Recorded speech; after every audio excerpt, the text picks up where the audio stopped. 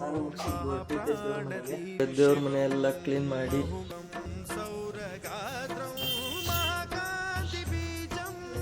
ಮಾಡಬೇಕು.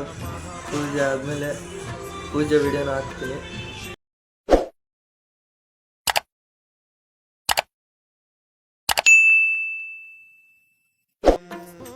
पंचभूतात्मकं षट्शत्रुनाशकं सप्तस्वरेश्वरं अष्टसिद्धीश्वरं नवरसमनोहरं दशदिशासु विमलं करं प्रणतजनकिङ्करं दुर्जनभयङ्करं सज्जनशुभङ्करं प्राणिभवतारकं ತಿಂಡಿ ತಿಂದಿದ್ದು ಮೇಲೆಲ್ಲ ಪೂಜೆ ಮುಗಿಸಿ ಈಗ ನಾನು ಡಾರ್ಲಿಂಗ್ ಸ್ವಲ್ಪ ಪೂಜೆ ಮಾಡಿ ಈಗ ಪೂಜೆ ಮಾಡ್ತೀನಿ.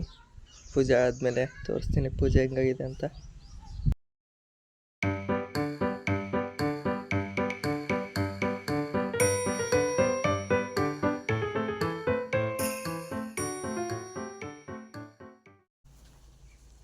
ಗಾಡಿಯೆಲ್ಲ ಪೂಜೆ ಮಾಡಿ ನಾನು ಹೊರಟಿದ್ದೆ ಈಗ ದಾವಣಗೆರೆಗೆ. ಡಾರ್ಲಿಂಗ್ ಸ್ವಲ್ಪ ಪೆಟ್ರೋಲ್ ತುಂಬಿಸಿದ್ದು ಹೊರಟಿದ್ದೆ ಈಗ ದಾವಣಗೆರೆ ಕಡೆಗೆ. ವೆಲ್ಕಮ್ ಟು ಬೆಣ್ಣೆ ನಗರಿ ದಾವಣಗೆರೆ. ಇದು ಯಾವ ಊರು? ದಾವಣಗೆರೆ. ಓ ಅದೇ ಮಿರ್ಚಿ ಮಂಡಕ್ಕಿ ಬೆಣ್ಣೆ ದೋಸೆ ಊರು. ಅಷ್ಟೇನಾ ನಿಮಗೆ ಗೊತ್ತಿರೋದು? ಮತ್ತೇನ್ ಸ್ಪೆಷಲ್? ಕೇವಿಕೆ ಕಾಲೇಜ್ ರೋಡಲ್ಲಿ ಹೆಲ್ಮೆಟ್ ಹಾಕಲ್ ಮತ್ತೆ ಹೆಲ್ಮೆಟ್ ಅಂತ ಇದ್ರೆ ಪೊಲೀಸರು ರುಬ್ತಾರಂತೆ. ಯಾರಿಗಂತ ಹೇಳೋದು ನಮ್ಮ ಪ್ರಾಬ್ಲಮ್ಮು. ಈ ಅಂತ ಅಂದ್ರೆ ಸಾಕು ಮಿಸ್ಅಂಡರ್ಸ್ಟ್ಯಾಂಡಿಂಗ್ ಕಾಯಮು.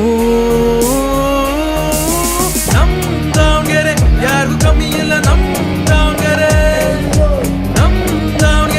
ಯಾರಿಗೂ ಕಮ್ಮಿ ಇಲ್ಲ. ನಮ್ ದಾವಣಗೆರೆ